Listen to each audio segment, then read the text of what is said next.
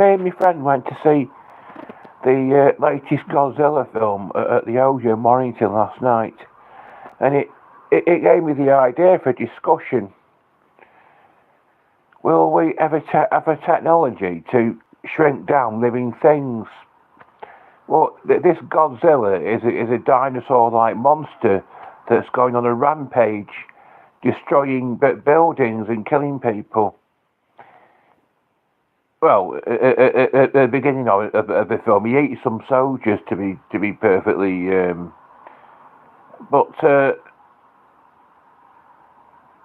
what the problems that were related to this beast were the main problems with this beast were all related to its size.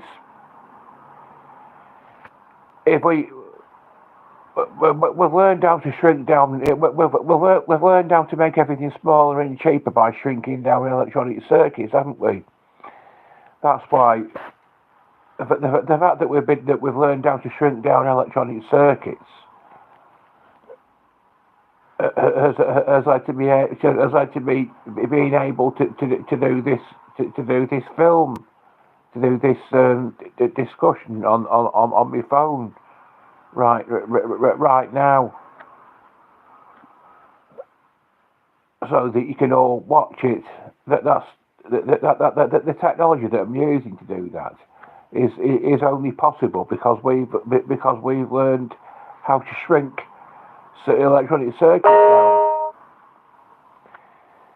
They were starting to build electronic computers in the 1940s, but they were very, very big. They were like room size. But the technology has moved on rapidly since then. But the question I'm asking is, will we ever have a technology to shrink down living things? Well, think about it. If we did, it'd solve a lot of problems, wouldn't it? I mean, I can use the illustration of sometimes your pets can bite you. My pet hamster bit me, and it really hurt. And also, my cat used to bite me as well. It didn't hurt as much when my cat bite me because of the shape of her teeth and the size of her teeth. She only had little a hamster has got. It hurts more when a hamster bites you because they've got bigger and sharper teeth than what a cat has got. But imagine what might have happened if the cat or hamster was more or less the same size as me. Well, they could have finished me off, couldn't they? It could have resulted in a very painful death for me if it attacked me. But that couldn't happen because that never happened because of their size, because he was so much smaller than me. Well, if you could make a lion, if you could make a dangerous animal such as a lion or a shark, so much shrink it down to.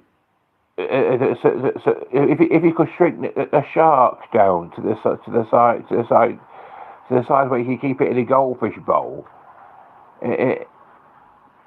it'd be perfectly safe as long as you didn't put your finger in a goldfish bowl, wouldn't it? You wouldn't have to do that. And the same would go with a lion or a tiger, and that sort of technology could also. It could also solve the problems we've got with population explosion and famine, because we can actually shrink down segments of humanity and put them in a sort of miniature world where they could have miniature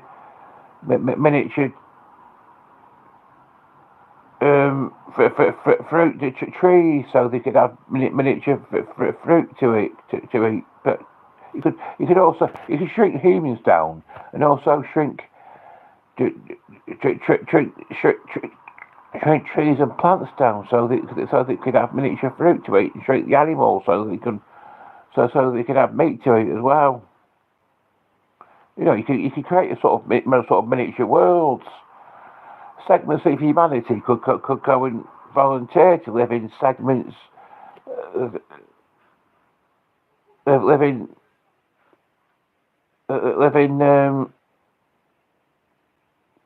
miniature worlds where they could have miniature plants and animals. They're like little miniature societies. And it would solve the problem of overcrowding, wouldn't it? Because they could live in dolls' houses.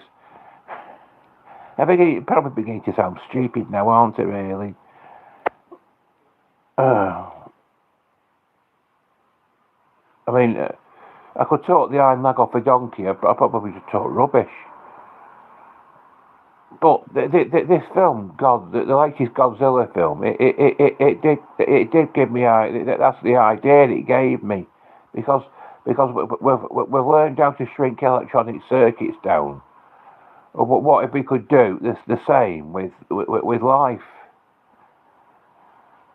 Just what if we could do the same with living things? If we could actually have a technology to change the actual size of living things. You know, all the problems it solve. Anyway, but put your opinions on this in the comments below, because I'm getting more comments on my videos lately, and I think that's a trend I like, really. Just keep it up. I don't want to just talk. I've had more comments on my Doctor Who discussion videos, but I don't want just comments on them. I want comments on the other stuff as well that I post. And this is a sci-fi concept, isn't it? Something that's not actually possible, but maybe come. If it did, have you? Do you? But the question I'm asking is, do you consider that the possibility that it may become science fact in the future, the ability to shrink living things down?